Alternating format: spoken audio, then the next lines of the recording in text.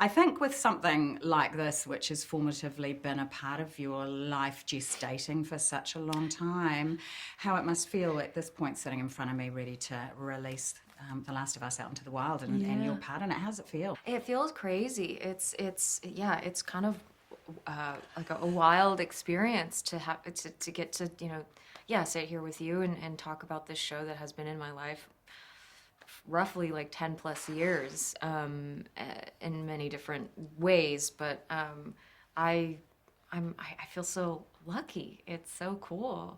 The show is so huge. I mean, it's been really exciting to get to watch The Last of Us and its journey, starting from a video game and potentially potentially being a movie, and then that going away, and then the first season of the show, and watching the fans sort of percolate and just like having like seeing how massive it's gotten and how loved it is now is really exciting. And then to get to come on to that into season 2 is really such a gift.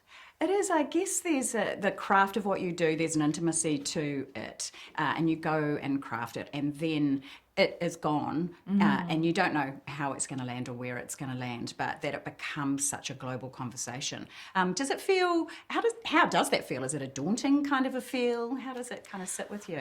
It's not, no, it is daunting. Like it's nerve-wracking maybe. It's not so scary. It's just sort of, okay, yeah, this is a big deal.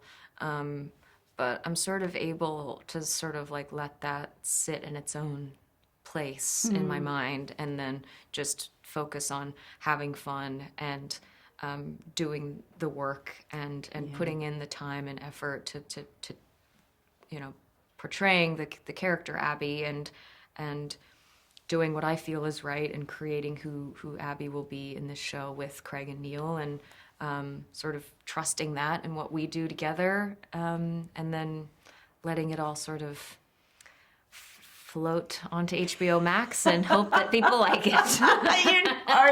We are ready and waiting. It's interesting hearing about that collaborative process. I mean, you are sort of being held and a part of something that people are so passionate about, but also you must trust the process when you, first of all, you've seen the first season, but also you're working with storytellers like that. That must be very nourishing as a creator.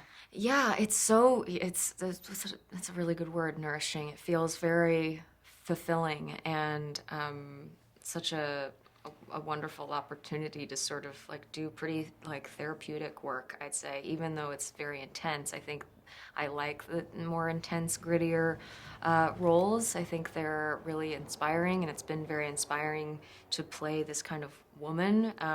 And I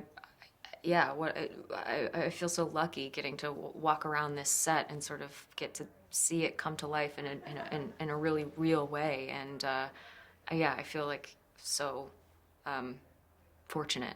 How do you feel about the physicality and of something like this? Is this also not a reason just to sign on, but even from a fiercely feminine aspect of really being able to take a role by the throat like this? Is that part of the attraction for you? I think so, yeah. Obviously there's a lot of physicality with playing Abby, and I definitely was thinking a lot about that when taking on the role. But I think that ultimately what was very clear to me early on, and sort of diving into these scripts of the episodes and figuring out, okay, what am I going to do? What's my plan here? What am I going to do? I think that, yeah, what became very clear to me is just how her strength really does show, like, in just her presence and the way she sort of steps into a room. It's very, I think her past has really built her and who she is, and I think that it comes off as pretty intimidating. But I was excited to play that, because I think I was excited to play a very strong and determined woman. I think I want to just continue doing more of that in my life. I learned a lot from it.